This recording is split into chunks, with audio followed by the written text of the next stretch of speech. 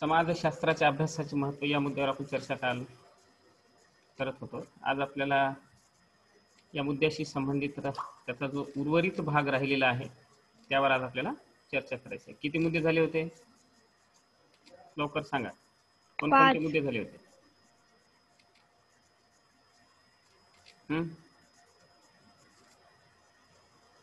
कोणकोणते मुद्दे होते?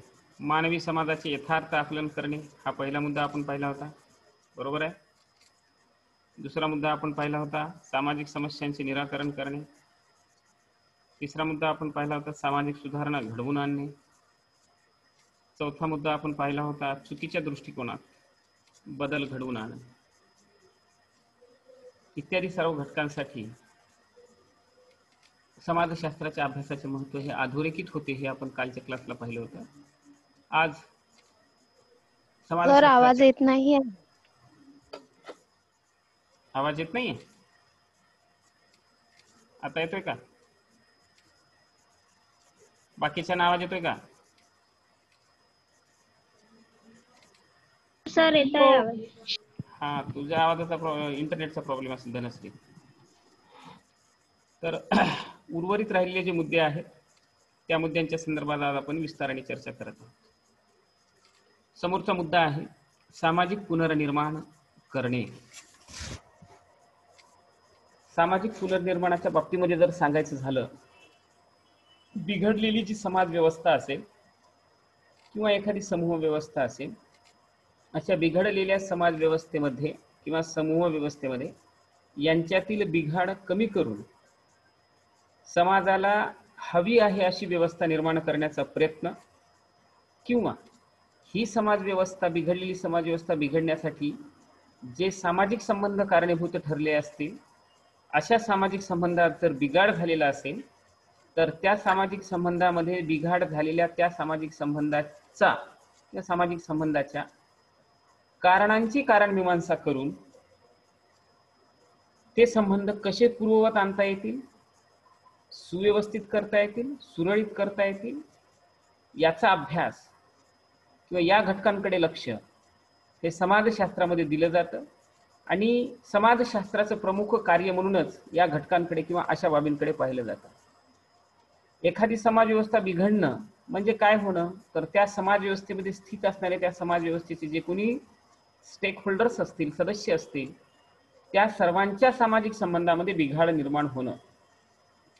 यांच्या सामाजिक संबंधामध्ये जर बिघाड निर्माण झाली तर व्यक्ती समूह, समूह किंवा समूह समुदाय हे एकमेकांपासून दूर जातात. यांच्यामध्ये बेबनाव निर्माण होतो, वितुष्ट निर्माण होतं, सामाजिक संबंध ताणले जातात. हे सामाजिक संबंध, ताणलेले सामाजिक संबंध समाज व्यवस्थेसाठी किंवा समाज व्यवस्था संतुलित ठेवण्यासाठी सुपोषित नसतात, तर ते संबंध समाजाच्या हिताच्या विरोधी असतात. म्हणून समाजामध्ये बिघडलेली ही जी काही समाज व्यवस्था आहे, असे सामाजिक संबंध समाज व्यवस्था बिघडण्यासाठी कारणीभूत ठरत असतात.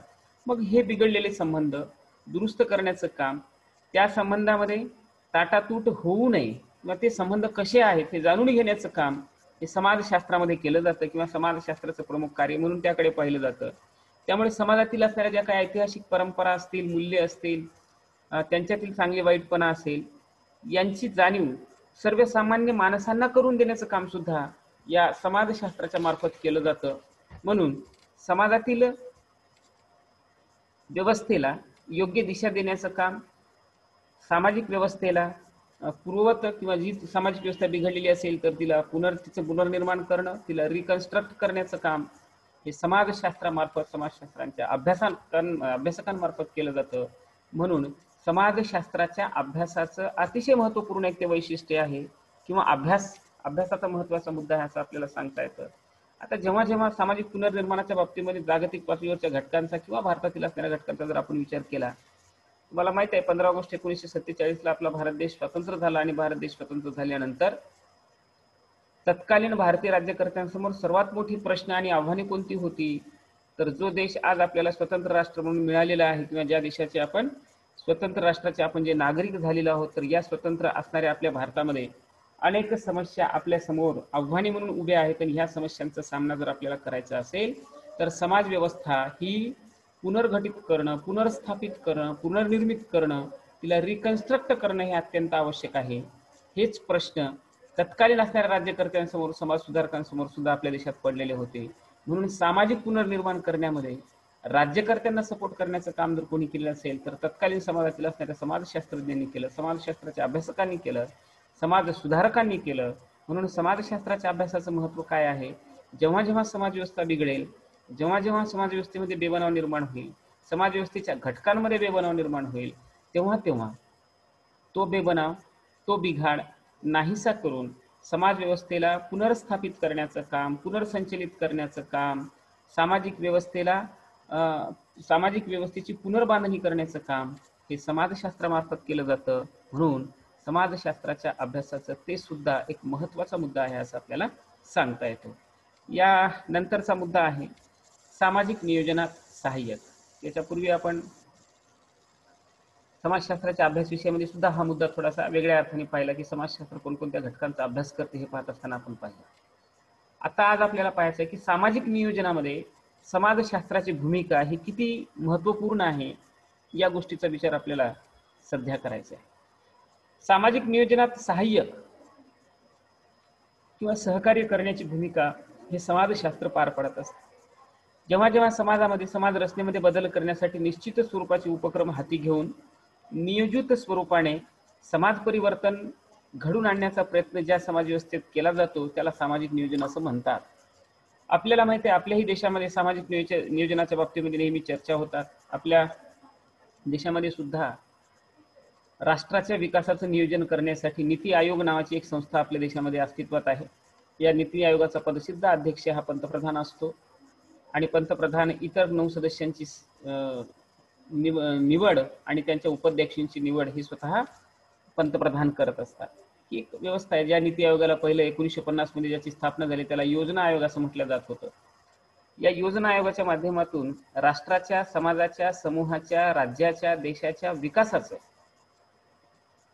एक विशिष्ट प्रकारचं टप्प्याटप्प्याने विकासाचं काय केलं जातं, मॉडेल तयार केलं जातं, नियोजन केलं जातं. ह्या नियोजनाच्या माध्यमातून एक पॉलिसी आखली जाते ज्याला आपण योजनेची निर्मिती असं म्हणतो.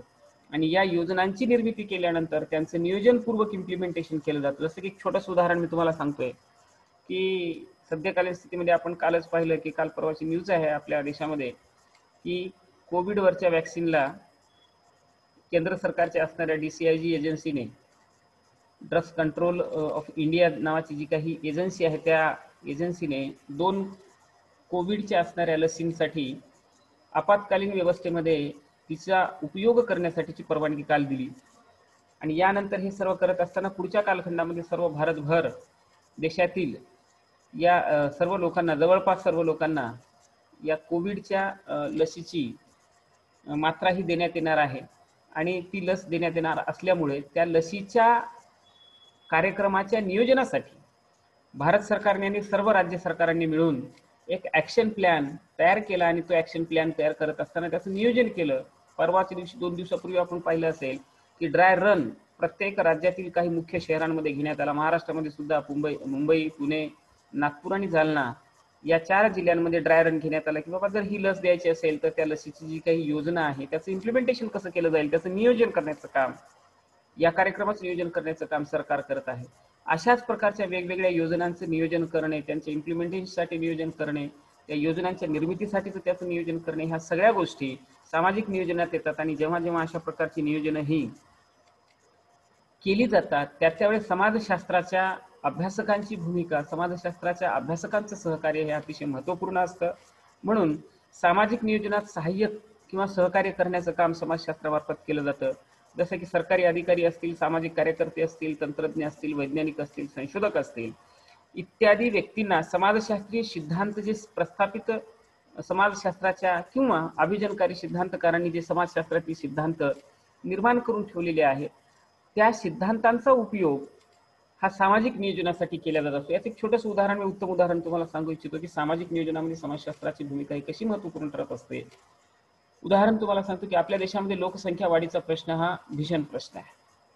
आणि मग ह्या लोकसंख्या वाढीचा जो प्रश्न आहे त्या लोकसंख्या वाढीचा जो काही वेग आहे, ती गती जी आहे त्याची जर आपल्याला कमी करायची असेल, त्या उद्दिष्टांची जर पूर्तता करायची असेल तर लोकसंख्या शास्त्रामध्ये लोकसंख्या वाढीवर जे उपाययोजना आखलेल्या आहेत, जे सिद्धांत मांडलेले आहेत, त्या सिद्धांतांची भूमिका ही लोकसंख्येच्या वाढीवर नियंत्रणासाठी आणि नियोजनासाठी अत्यंत आवश्यक ठरत असते. जसं की माल्थस सारख्या विचारवंतांनी लोकसंख्येचा सिद्धांत मांडला आणि त्यांनी सांगितलं होतं की बाबा लोकसंख्या जर नियंत्रणात आणायची असेल तर दोन प्रकारचे उपाय केले जाऊ शकतात, एक नैसर्गिक उपाय आणि एक मानवनिर्मित उपाय. नैसर्गिक उपाय म्हणजे काय, तर वादळे आली, पूर आला, महापूर आला, भूकंप झाला, सुनामी आल्या आणि याच्यात क्षणार्धामध्ये होत्याचं नव्हतं होतं आणि हजारो लाखो लोक, महामारी आली, हजारो लाखो लोक जातात. जसं आपण पाहिलं की आपल्या भारतामध्ये सुद्धा कोविडनी, या कोरोनामुळे साधारणपणे 1.5 लाखांच्या आसपास लोक ही मृत्युमुखी पडली. तर हे नैसर्गिक असणाऱ्या आपत्तींमुळे देशाची लोकसंख्या कमी करता येऊ शकतं. दुसरं कारण माल्थसने सांगितलं होतं की बाबा जर तुम्हाला लोकसंख्या कमी करायची असेल तर मानवनिर्मित उपाय हे योजायला पाहिजेत.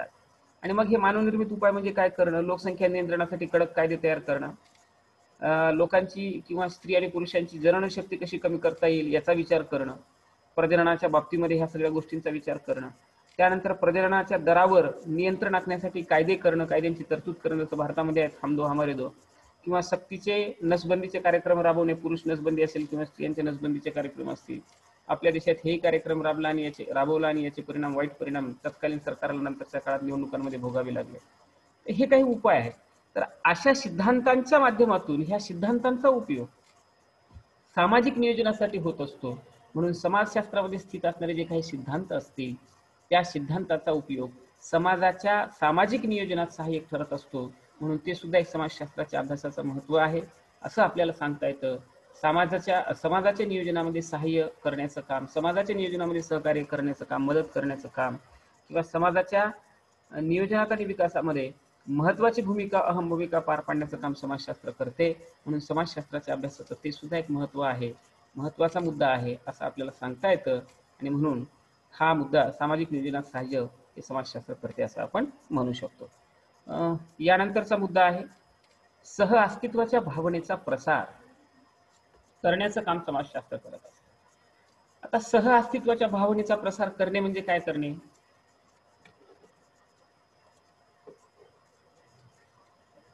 एरिस्टॉटलनी एक स्टेटमेंट केलेलं होतं की मानव हा समाजशील प्राणी आहे. मानव हा समाजशील प्राणी आहे. प्रत्येक मानव, कल्पना करा की मानव किंवा व्यक्ती हा एकटा जीवन जगू शकतो का, नाही. या संदर्भात अरिस्टॉटल सारखा विचारवंत म्हणतो की मानव हा समाजशील प्राणी आहे. कोणताही एकटा व्यक्ती एकटेपणाने जीवन जगू शकत नाही. आणि जर एखादा व्यक्ती एकटेपणाने जीवन जगत असेल तर आपल्या भाषेमध्ये आपण सांगायचं म्हणजे एकतर तो अलौकिक एक्स्ट्राऑर्डिनरी असावा, आपल्या भाषेमध्ये सांगायचं म्हणजे तो देवमाणूस असावा, किंवा तो दानव असावा, असुरी प्रवृत्तीचा असावा. कारण आता सामान्य व्यक्तीला व्यक्ती म्हणून समाजामध्ये जीवन जगत असताना, समाजाचा घटक म्हणून समाजामध्ये जीवन जगत असताना, समाजाच्या इतर लोकांच्या समाजातील इतर लोकांच्या सहवासातच त्याला जीवन जगावं लागतं, नाहीतर एकट्या व्यक्तीला जीवन जगणं शक्य होत नाही. म्हणून आपण पाहतो की आपल्या समाज व्यवस्थेमध्ये सुद्धा जी काही समाजातील अनेक लोक आहेत, ह्या लोकांच्या बाबतीमध्ये जर आपण विचार केला तर पाहतो की एकटा व्यक्ती हा जीवन जगू शकत नाही. आणि मग जर एकटा व्यक्ती जीवन जगू शकत नसेल, कल्पना करा की तुम्ही असं होऊ शकतं का की आपण ठरवलं की आजपासून मी कोणाचीच मदत घेणार नाही आणि मी कोणालाच बोलणार नाही आणि न बोलता मी माझं जीवन जगण्याचा प्रयत्न करेन. एखाद्या वेळेस तुम्ही घरी रुसल्यानंतर किंवा रागावल्यानंतर घरच्या मंडळींवर असं घंटा, 2 घंटे, 4 घंटे करू शकता किंवा केलंही असेल. पण तुम्हाला याची जाणीव व्हायला लागते की मी जर कोणाच्या मदतीविना जगण्याचा प्रयत्न करण्याचा जर मी प्रयत्न केला तर मी जगू शकत नाही. कारण का तो व्यक्ती हा एकटेपणाने जीवन जगू शकणं शक्य नाही. कारण का तो व्यक्तीला जर जीवन जगायचं असेल, सामान्य व्यक्तीला जर सामान्यपणे जीवन जगायचं असेल तर ह्या सगळ्या जीवन जगण्यासाठी आवश्यक असणाऱ्या घटकांची पूर्तता ही केवळ व्यक्ती स्वतःच्या आधारावर करू शकत नाही. म्हणून आपण म्हणतो की अनेक प्राणी किंवा अनेक वनस्पती किंवा अनेक पशु पक्षी जीव जंतू हे स्वयंपोषित असतील, पण मानव हा कसा आहे, परावलंबी आहे, इतरांवर तो अवलंबून आहे. तुम्ही पहा की तुम्ही तर सध्या स्थितीमध्ये परावलंबी आहात, तुमच्या घरच्या मंडळींवर तुम्ही परावलंबी आहात. तुम्ही कुठलेही श्रम न करता तुमच्या सगळ्या गरजांची पूर्तता होते. म्हणजे तुम्हाला तुमच्या गरजांची पूर्तता करण्यासाठी तुमच्या कुटुंबातील इतर लोक कष्ट करत असतात, श्रम करत असतात, अर्थार्जन करत असतात. आणि तुमच्या गरजांची पूर्तता करत असतात. त्यांनी जर तुम्हाला मदत करणं सोडून दिलं तर तुमच्या जगण्यामध्ये अनेक अडचणींचा सामना तुम्हाला करावा लागत असतो. तर ही जी भावना आहे, जगण्याविषयी असणारा लोकांचा जो दृष्टिकोन आहे, हा जो काही दृष्टिकोन आहे हे समृद्ध करण्याचं काम मी मला जीवन जगत असताना, सामान्यपणे मला समाजामध्ये जीवन जगत असताना, समाजाचा घटक म्हणून मला जीवन जगत असताना इतर लोकांच्या मदतीची, इतरांच्या सहवासाची, इतरांच्या सहकार्याची, इतरांच्या प्रेमाची, इतरांच्या आपुलकीची, इतरांच्या स्नेहाची आणि जिव्हाळ्याची मला आवश्यकता आहे. याशिवाय मी माझं जीवन जगू शकत नाही. ही जी भावना आहे, या भावनेला वृद्धिंगत करण्याचं काम समाजशास्त्राच्या माध्यमातून केलं जातं. सहअस्तित्वाच्या भावनेचा प्रसार करण्याचं काम समाजशास्त्राच्या माध्यमातून केलं जातं. की माझं अस्तित्व कोणामुळे तरी आहे. कल्पना करा की आपलं स्वतःचं अस्तित्व स्वतःमुळे आहे का? नाहीये. तर आपलं अस्तित्व ह्या समाज व्यवस्थेतील असणाऱ्या इतर घटकांमुळे आहे. कल्पना करा की समाज व्यवस्थेमध्ये जर पूर्वपारपणे चालत आलेली संस्कृतीच विकसित झाली नसली तर आपण जीवन कसं जगावं हे आपल्याला कळालं असतं का? काय खावं, काय प्यावं, कसं राहावं, कसं वागावं, काय बोलावं, कोणते कपडे आपण घालावेत, कशा प्रकारची वेशभूषा आपली असावी, हे जर संस्कृतीने विकसित केलं नसतं, म्हणजे कोणीतरी दुसऱ्यांनी जर विकसित केलं नसतं तर आपल्याला जीवन जगणं सुकर झालं असतं का? तर निश्चितच नाही, असं याचं उत्तर आपल्याला मिळेल.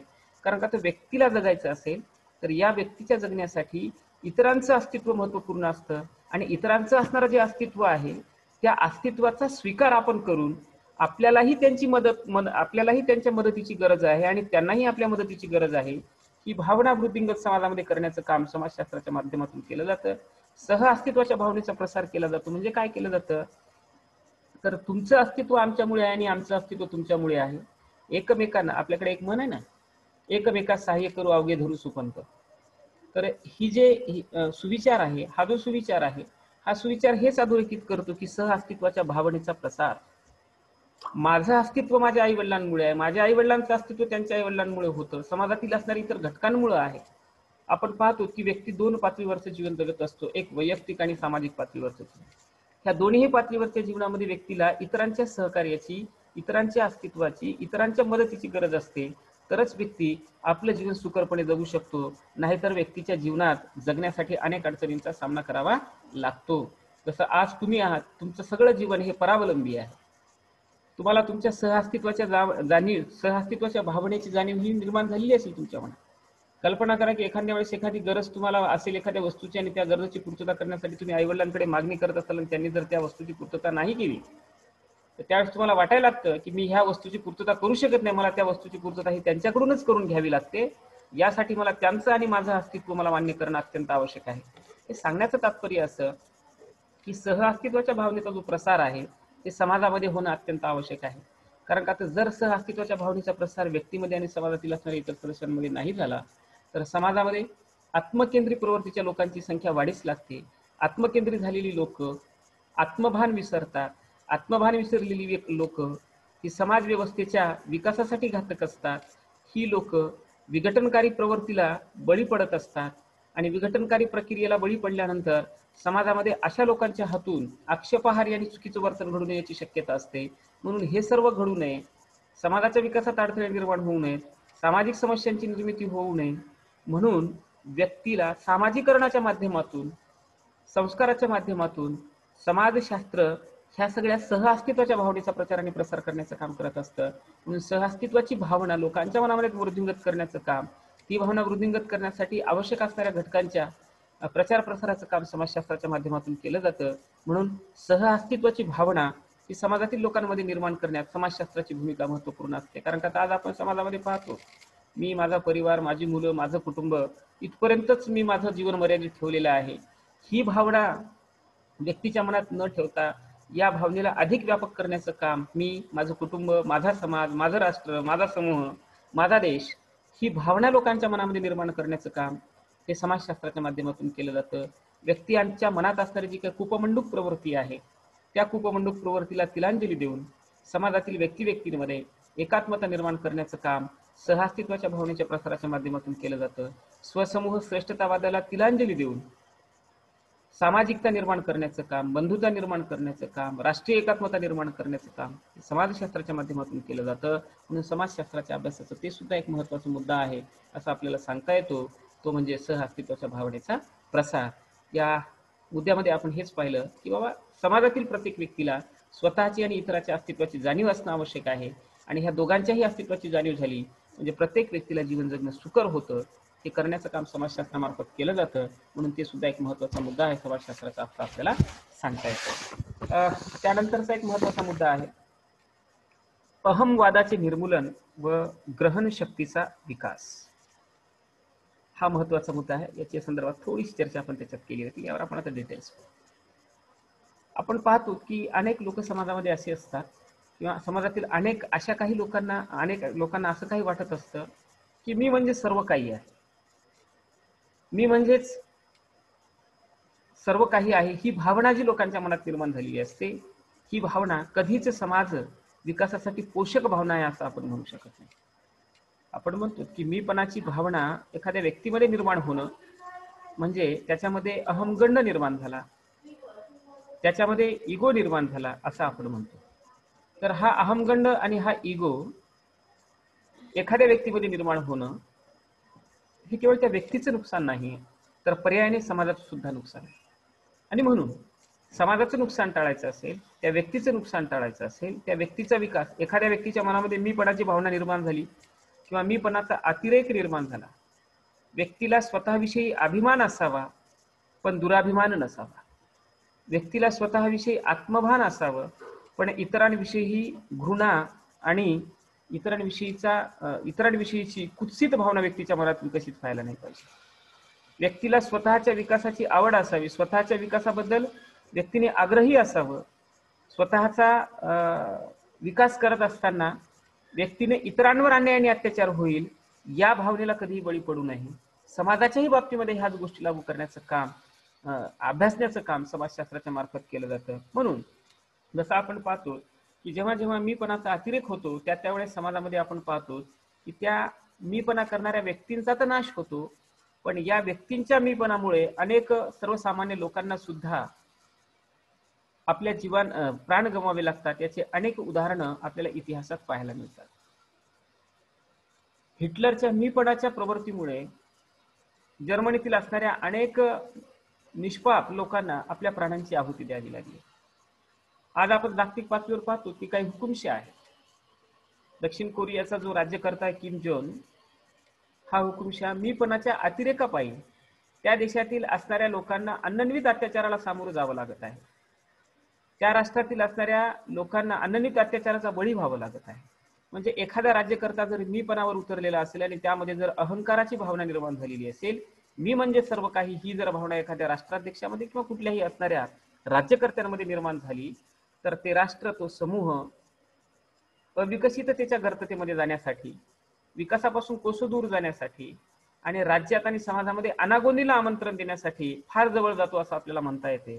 आणि म्हणून एखाद्या समाजातील एखाद्या व्यक्तीमध्ये, एखाद्या समाजातील एखाद्या असणाऱ्या कुठल्याही समाजाच्या सदस्यांमध्ये मीपणाचा अतिरेक झाला की अनेकदा आपण पाहतो की या मीपणाच्या अतिरेकामुळे व्यक्तीपासून दूर जायला लागतो, एखादा समूहापासून दूर जायला लागतं, एखादं राष्ट्रापासून दूर जायला लागतं. आणि नुसतं दूर जायला नाही लागत तर अनेकदा ह्या सगळ्या घटकांमध्ये संघर्ष सुद्धा वाढीस लागतो असं आपल्याला म्हणता येतं. म्हणून आपण पाहतो की पहिलं महायुद्ध झालं, दुसरं महायुद्ध झालं. या पहिल्या आणि दुसऱ्या महायुद्धामध्ये आपण पाहिलं की दुसऱ्या महायुद्धामध्ये 6 ऑगस्ट 1945 आणि 9 ऑगस्ट 1945ला ज्या 2 भीषण घटना आपल्या जगात घडल्या. सर्वात पहिल्यांदा 6 ऑगस्ट 1945ला अणुबॉम्बचा उपयोग जपानमधील हिरोशिमा शहरावर झाला आणि 9 ऑगस्ट 1945ला नागासाकी शहरावर झाला. त्या 2 शहरांना क्षणार्धामध्ये अणुबॉम्ब टाकून बेचिराग जेव्हा करण्यात आला आणि त्या अणुबॉम्बचे दुष्परिणाम आजही तेथील असणारी समाजव्यवस्था भोगताना आपल्याला पाहायला मिळते. तर हे सगळं जे घडून आलेलं होतं ते कशाचं प्रतीक होतं, तर कुठल्या तरी त्या राष्ट्राच्या असणाऱ्या राष्ट्रप्रमुखांमध्ये मीपणाचा अतिरेक निर्माण झालेला होता. जर आपल्याला राष्ट्राचा विजय घोषित करायचा असेल किंवा आपलं राष्ट्र जिंकवायचं असेल तर इतरांचं अस्तित्व नष्ट करून जर एखादा व्यक्ती आपलं अस्तित्व निर्माण करण्याचा प्रयत्न करत असेल तर ते त्याचं अस्तित्व हे कदापिही समाजमान्य होऊ शकत नाही असं आपण पाहिलेलं आहे. याचं उत्तम उदाहरण तुम्हाला द्यायचं असेल तर सम्राट अशोकाचं देता येतं. अनेक लढाया त्यांनी जिंकली आणि जिंकल्यानंतर त्याच्या मनामध्ये हा प्रश्न निर्माण झाला की मी कोणासाठी करत आहे आणि मी काय म्हणून करत आहे, की बाबा की हे सगळं जे घडलंय, एवढ्या साऱ्या लढायांमध्ये मी एवढा सारा विजय प्राप्त केला आणि विजय प्राप्त करून एवढ्या अमानुष अनन्वित अत्याचार करून अनेक लोकांचे बळी घेऊन मी काय साध्य करणार आहे. हे रिअलाइज होणं म्हणजे त्याला आपण म्हणतो ना की पश्चाताप होणं.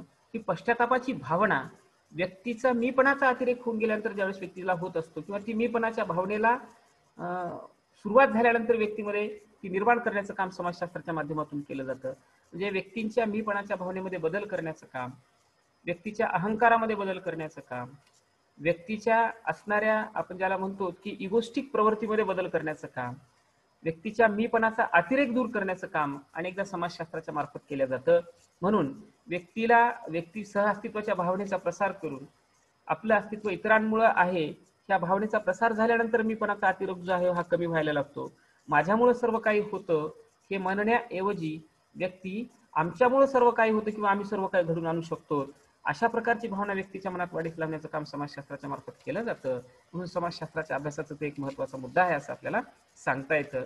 व्यक्तीच्या अहंकाराचा नाश करून ग्रहणशक्तीचा विकास करण्याचं काम समाजशास्त्रामार्फत केलं जातं की जी अहंकारी प्रवृत्ती आहे तिला नष्ट करून समाज उपयोगी असणारी समाजाच्या विकासासाठी लाभदायक असणाऱ्या ग्रहणशक्तीचा ज्याला आपण म्हणतो कॅप्चरिंग पॉवर आहे त्याला विकसित करण्याचं काम, ग्रास्पिंग पॉवर आहे ते विकसित करण्याचं काम समाजशास्त्रामध्ये केलं जातं. म्हणून ते एक समाजशास्त्राचं महत्व आहे असं सांगता येतं. त्यानंतर पुढचे 2 मुद्दे राहिले ते आपण पाहू. 8 मिनिटाचा वेळ आपल्याकडे शिल्लक आहे.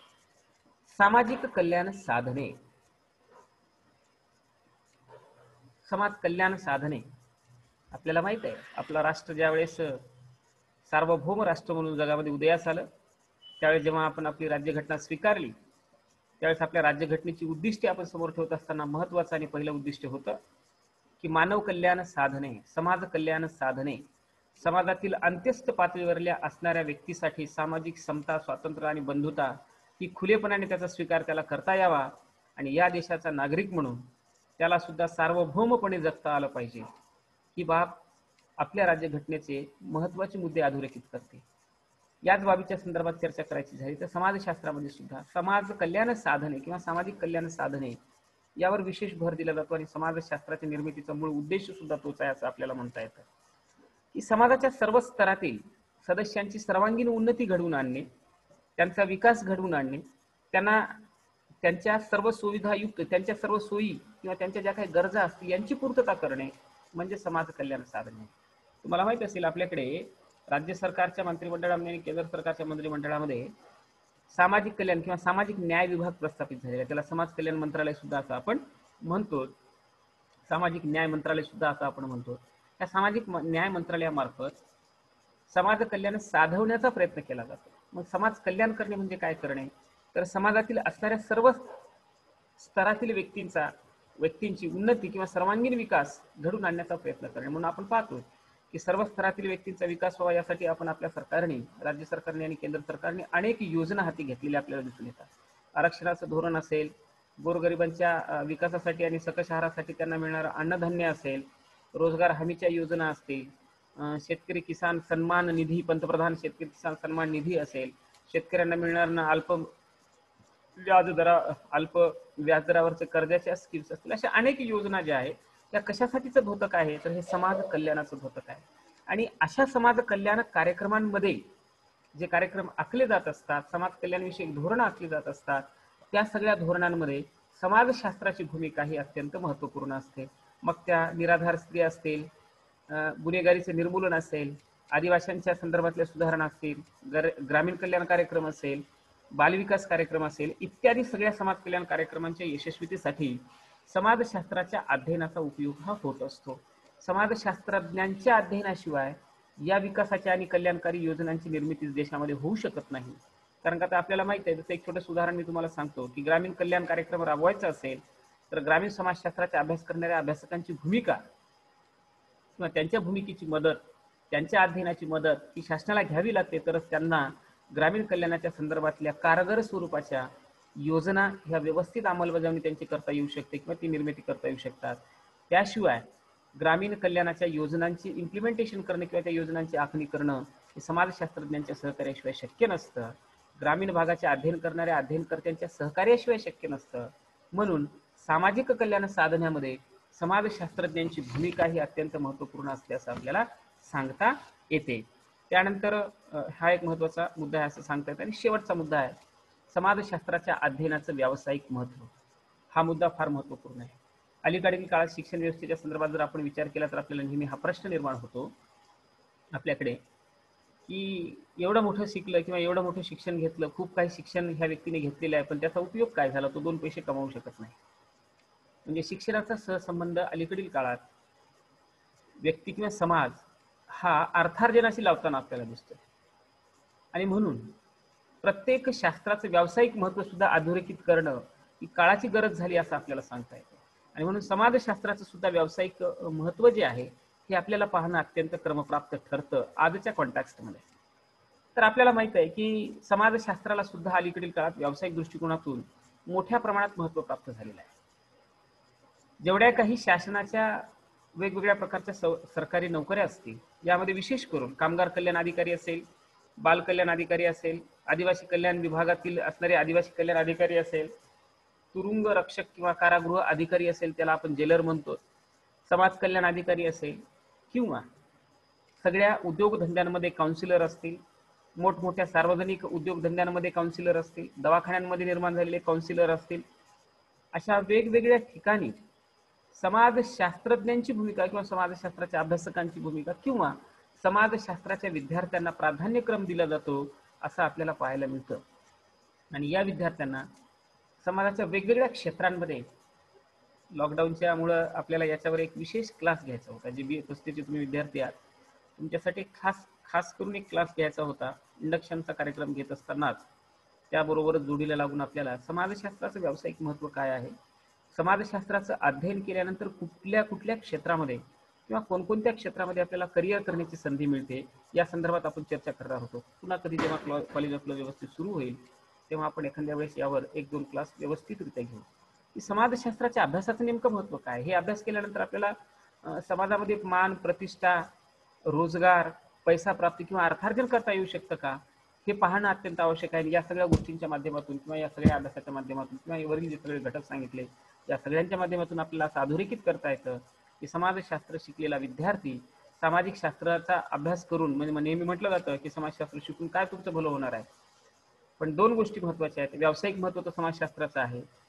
हे सगळं महत्त्व तर आपण पाहिलं, पण याच्याही पुढे जाऊन जर आपल्याला सांगायचं असेल तर समाजशास्त्र शिकल्यानंतर, समाजशास्त्राचं अध्ययन केल्यानंतर आपल्याला काय फायदा होणार आहे. तर व्यक्ती म्हणून मी या समाजाचा आणि राष्ट्राचा एक नागरिक म्हणून सुदृढ नागरिक तयार होईल, विवेकशील नागरिक तयार होईल, बुद्धिप्रमाण्यवादी व्यक्ती तयार होईल. समाजातील असणाऱ्या ज्या काही खुलचट कल्पना असतील, प्रथा परंपरा असतील ज्या चुकीच्या आहेत, यांना तिलांजली देणारा किंवा यांच्यापासून प्रवृत्त होऊन इतरांना प्रवृत्त करणारा मी एक समाजसेवक बनेल. ही प्रवृत्ती समाजशास्त्राच्या अभ्यासाने समाजशास्त्राच्या विद्यार्थ्यांमध्ये निर्माण होते आणि हाच फायदा किंवा हेच मोठं बेनिफिट्स समाजशास्त्राच्या अध्ययनाचा आपल्याला आहे असंही म्हणता येतं. म्हणून वैयक्तिक पातळीवर आणि समाजाच्या दृष्टिकोनातून सामाजिक पातळीवर समाजशास्त्राच्या अध्ययनाचं महत्त्व हे व्यावसायिकदृष्ट्या सुद्धा महत्त्वपूर्ण आहे असं आपल्याला म्हणता येतं.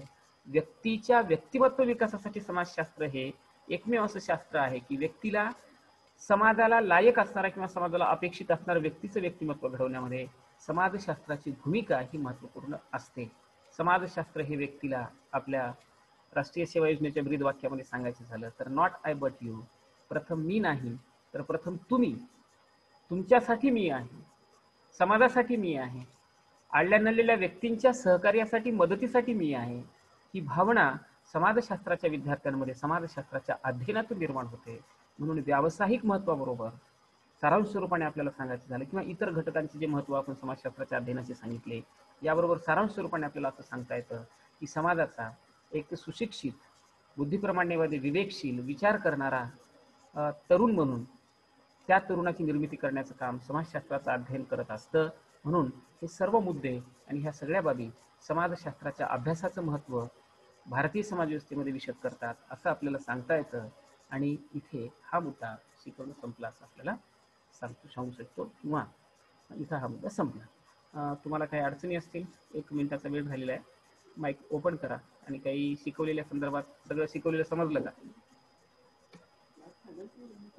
सर 10व्या पॉइंटचा हेडिंग सांगा. व्यावसायिक महत्त्व. ठीक आहे, वेळ संपत